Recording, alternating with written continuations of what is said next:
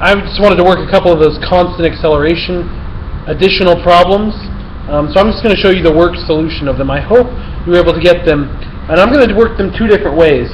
One, I'm going to show you without having to know the kinematic equations, which I strongly encourage, because if you don't have very good memory and you're like, well, I don't know what the equation is, it's not about the equation. It's about manipulating what you know. And so physics, and I've been trying to emphasize this, physics is not the study of equations and that were just picked up by some random person. No, they're physically manipulated data like what we've done in class. And so, looking at problem 1 from the additional constant acceleration problems, it says Rushin, clever name, is waiting at a stoplight, okay? So I'm going to draw a picture of the car just so I can get an idea. He's at the stoplight right there. When it finally turns green,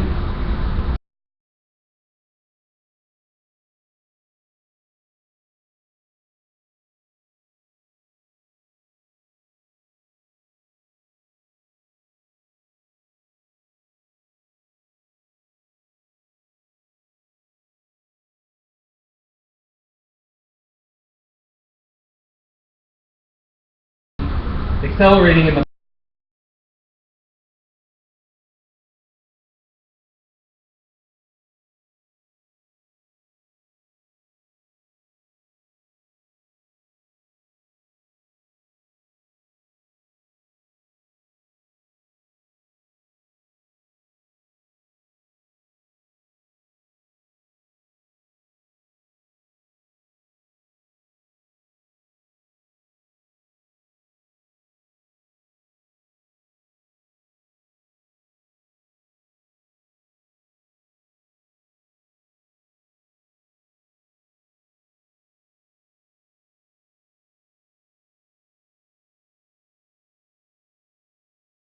So I'm going to put a dot right there to represent that at 0 meters per second, it is 0 meters per second, right on the axis. Okay. I also know this. The acceleration is a positive 6 meters per second squared. Well, where is acceleration on a velocity time graph? Oh, well, that's a slope, isn't it?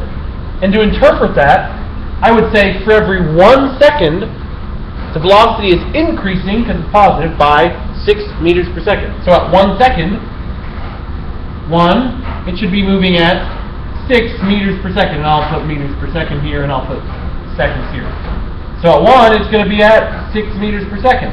Well, at 2, where should it be at? Well, 2 times 6 is 12. Put a point. At 3, it should be at 3 times 6 is 18. At 4, it should be at 24, and we'll go one more at 5. Well, I'll put my point at 24 and 24, and then at 5 it should be at 30. I put that. Well, what do you know? I've got a line with a positive slope because my acceleration is a positive number. Okay, so now I've got that. I've got this slope. Now I ask myself, well, where is the displacement or the change in position on a velocity time graph? Because that's ultimately what I want to know. Well, that is the area between the line and the x-axis. And so I'm going to go over, because I want to know it for how long? Well, the problem said 4.1 seconds. So I'm going to go over here to where 4.1 seconds is. And that is a change in time of 4.1 seconds. And I'm going to say, okay, well, I want to know the area under that curve from that point. So I want to know this point right here. That should tell me the change in x. So that's going to tell me the change in x at that point. Then all I have to do is calculate the area. Area of a triangle is 1/2 times my base times my height. And that should equal my area. Or in this variable, delta x, or change in position, is 1/2. And I know what the base of the triangle is. That's my time. 4.1 seconds times my height.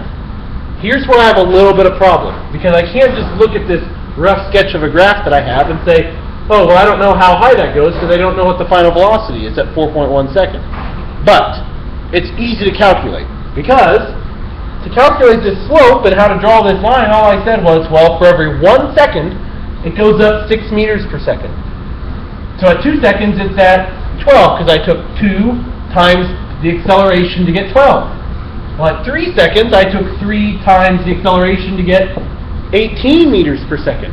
So what that means is, to get my height here, which should be a little bit above 24, all I have to do is take 6 meters per second squared, my acceleration, times my time, 4.1 seconds. And so that comes out to be, let me grab my calculator real quick. I say 6 times 4.1, that is equal to 24.6. 24.6 meters per second. And so that is now the height of that, which then I plug in down here. 24.6 meters per second. So I multiply those, the seconds cancel, and so I take 24.6 times 4.1 times 0.5. That should equal, in proper sig figs, which I think it should be 3 originally, I believe, it should be 50.4 meters. That is your answer. So that is that's the way that I don't have to remember an equation. And this I love because all you're doing is using concepts that you know. Now, I'm going to show, remember 50.4, I'm going to show you the kinematic equation real quick.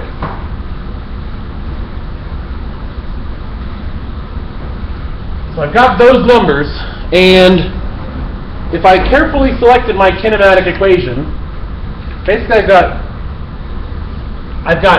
time, I know my acceleration, I want to know my delta x. So there's one equation that sticks out in particular. Oh, and I should know my VI as well. There's one equation that includes all of these, and that is the following. Delta x is equal to VI delta t plus 1/2 a delta t squared. Just like that. But what do we know about VI? Well, we already said that at time of 0 seconds, the initial velocity is 0. So I can get rid of that. So basically I'm left with this. Delta x is equal to 1/2 a delta t squared. So if I wanted to solve for delta x, then all I have to do is plug in numbers that I know. Delta x is equal to 1/2 a, which is 6 meters per second squared, times my change in time, which is 4.10 seconds, square it, and I plug that into my calculator. Let's see what I get.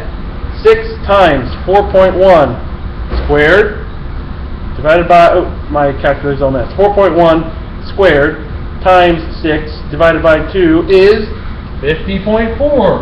What do you know? Same answer as before. So, that is the worked solution both ways, from a mathematical and from a graphical standpoint.